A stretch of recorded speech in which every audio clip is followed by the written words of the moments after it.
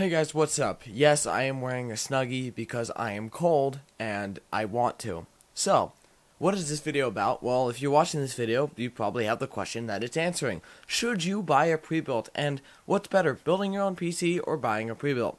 Well, I'm going to start off for anyone who's just looking for an opinion from an experienced builder to give you an answer. The answer is you should not buy a pre-built. I'm going to quantify, I don't know what the word is. I'm going to explain what I mean, but if you're just, I dropped some. If you're just here for the answer is no, you should build it yourself. It is better.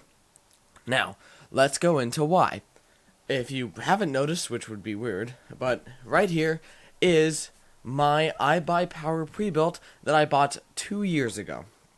So in 2017, that I believe is 2 years ago, I bought this pre-built. I was so excited to buy my first computer, like my first real computer. The first pre-built I bought, we'll talk about that later, was definitely not a real computer. I can tell you that. So, oh, there's wires going over my USB. So, this is my iBuyPower Element, that's the case, pre-built PC that I bought on Amazon. So, what is in it? It has a GTX 1080 Ti, okay, pretty good, and a 7700K. With a Z270 Pro 4 motherboard from ASRock.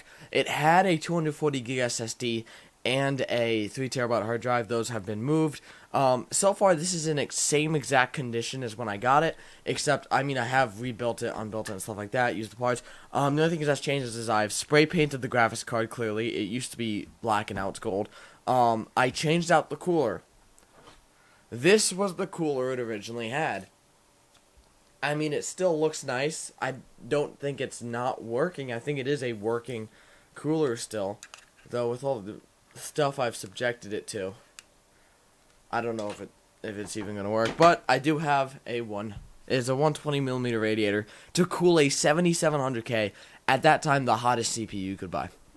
7700K, Intel's flagship at the time, consumer processor, which was great for gaming and still is pretty good. It's just not as good as my new one, which we'll talk about later.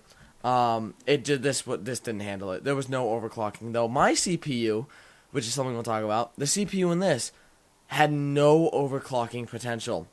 Anytime I tried to stress test, and it's still true, or benchmark this CPU, blue screen instantly. iBuyPower is known to be one of the best pre-built companies. It's like CyberPower because they charge the least. But let's talk about these. Let's just go right into why the best is the worst. So, how much did this cost? Well, the listed price was $1,900. It was going for $100 off on Amazon. So it was $1,800. Adding tax and all that, it ends up being about $2,000. So, this was about $2,000. The price to build this same PC myself would be approximately $1,500. So let's just say this was exactly $1,800 to purchase, and building it is about $1,500. That is a $300 difference for about what I would say is 2 hours of work for an unexperienced builder. I could get this done in about an hour. Someone experienced could probably 2 hours to build this thing. So, I don't know what kind of job pays $150 an hour to make $300 for 2 hours of work, but I would like that job, please, right now. Because $300 for 2 hours of work is not worth it. For reference, $300 would be the price of a 144Hz monitor at this time. When I bought this 2 years ago, you could buy a really good one, kind of like that one over there. So, you could have bought your monitor, but now, instead, you bought an $1,800 computer, and now you have to buy a monitor, and it came with a garbage keyboard and mouse. I don't know if no, I dropped them on the floor. It's that one you always see me using when I'm over here. It's that crap iBuyPower one. Not a really good, not a usable keyboard and mouse. I can assure you, not usable. So, that's, kind of part one. They cost so much more. And this is the cheapest you'll find for building a PC at like a boutique retailer, like the ones that sell you pre-built. I'm not saying things like, Micro Center and stuff like that. If you go to your local tech store, here's the thing. If you must absolutely have your...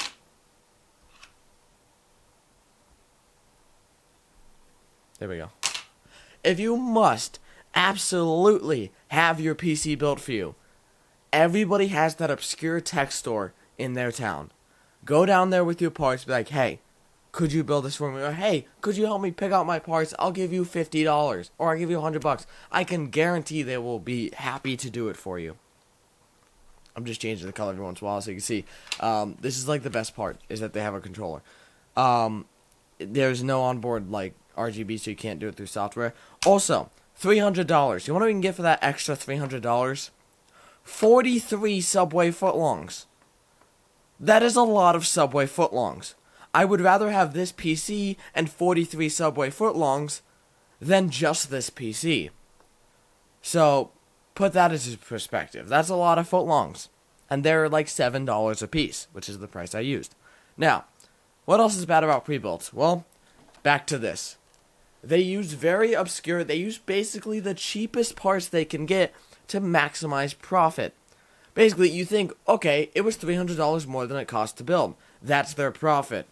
Incorrect. So, this is a cheap in-house part. It uses a basic Asetek pump and everything. You don't buy these. You buy, see like this Cooler Master? That's what you buy. You buy the rebranded version. These have to be bought in bulk for like $30 a pop when you buy them in like thousands. And that's what something like iBuyPower does, and that's how they save money. Also, that CPU. They buy them in bulk, which makes them a lot cheaper. The CPU goes for about $350 retail. They pay maybe $200 a pop to put them in the PCs, etc., for all the parts. So buying in bulk, they save the money that way. So that's not their profit. Their profit is a lot. They could afford to sell you it for less. What else? Okay, so this, we're talking about iBuyPower and stuff like that. Honestly, if you must buy a pre-built and there's no convincing you, please go on Amazon, buy from iBuyPower or CyberPower PC or something along those lines. Don't buy Origin, in my opinion. I don't think Origin is, like, I mean, here's the thing. If you're looking for, like, insane water-cooled builds and you just have infinite money, okay, Origin looks fine. But as far as I know, they just charge way too much. But if you're going to buy it, just go on Amazon. They have the best return policy. iBuyPower and CyberPower are going to give you, they're gaming-oriented retailers, okay? Gaming and streaming. Now, let's talk about things like Alienware, aka Dell. For the gamer out there, or even the stream, or even just the general PC user, I do not recommend, and I must actually advise against, buying a PC pre-built from a company like Alienware for some reasons. Reason one being, instead of charging maybe a $300 build fee, which is outrageous but still reasonable, I guess, like in the ballpark of what you would think, they're charging money for the name Alienware and to build it. And apparently it's worth like $700 to build a PC. An Alienware with these specs, when I was looking at Alienware, costed $2,300 before tax. I think it was the Aurora R7. I can barely say that word. I struggle with R's. Was like $2,300 before tax to buy it. That is, come on, there we go. That is outrageous. For the same spec PC, $1,800 before tax for this specs. Same specs, $2,300 before tax. So on top of the $300 extra you're getting charged for this, that's another $500 on top of that. Yes. So $800 extra. That's like Apple charging $1,000 for a monitor stand. You're paying for the name. It isn't worth it. Let's bring it back to my original pre-built. The case is way over there, and I don't feel like standing up. I'm comfortable in my Snuggie. So, I'm just going to tell you. My original pre-built from HP was called the HP Envy Phoenix. Phoenix, that is an amazing bird. And that's where I got tricked. My HP Envy Phoenix had a graphics card known as the amazing gaming performer, the GT640. Yes, it had a GT640. You know what? I actually think I still have it. One sec. As a matter of fact, I do. This is my insane gaming graphics card. The GT640. Yup. This is what came in my gaming PC. Now, originally it performed fine because this is like 2013 or 2014. Something like that.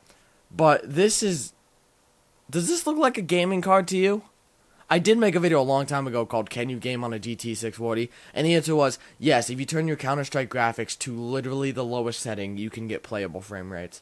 I have taken this thing apart and basically destroyed it. It doesn't work anymore because I have basically destroyed it. I threw it in one of my videos pretending it was a 1050 Ti, which you would believe because it looks like crap. So, this was the gaming graphics card. But not only that, I will stand up to grab the motherboard. One sec.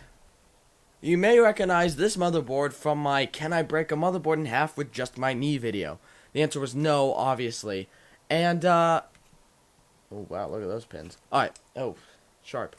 Yep, this is my amazing gaming motherboard from my amazing gaming PC. Yes, this is the motherboard. You're probably thinking this is from like a Dell, workstation E-machine. Nope, this is for my gaming PC. It had a i7 4790. No, 4770, sorry, I didn't have that luxury. A 4770 and a GT 640. Now, the CPU, not bad. Full honesty, 4770, not a bad performer. I actually was able to sell it for $100 on eBay a while ago. That's why it's not here. And it had 16 gigs of DDR3, which I also sold on eBay for like $50. So, I mean, I got some of my money back. But, I mean, it's weird. It's got two, this is like a luxury thing now. It's like the dual front panel USB 3.0 that some boards have. That's crazy this has it. But look, it's so weird. This is the kind of board you get from places like Dell and HP. They have their own OEM boards. Some of them color it. I think Dell, Alienware does theirs like blue or red. They look cool, but this is what you're getting. You're getting a base, a OEM or whatever it's called, pre-built, proprietary, I don't care, motherboard that really only works for their stuff. And then they put like some obscure graphics card like this. That's why I don't recommend Alienware and stuff like that. Because from my experience, this is what you get. A motherboard that is only worthwhile to break in half with your knee. Which I will do a part 2, because I will be more ready next time. It is snowing and cold outside. And we are going to do a challenge with that, having to do with this motherboard. And breaking it in half. That's not the point. So, I kind of give the answer quickly, for anyone who was just looking for the answer, and I did kind of qualify it a little bit. It's worth it to build your PC. I've made multiple videos, and I will make many more, teaching you guys, I say teaching, I'm a bad teacher, but I have shown that it is easy to build a PC. If I can do it, anyone can. It's like putting together Legos. You wouldn't pay someone $300, or $800 in this case, to put together your Lego set. So please, don't pay someone the same to put together your computer. That's besides the point. Thank you guys so much for watching. I hope you learned something. I love you guys, and I'll see you in the next one. Peace.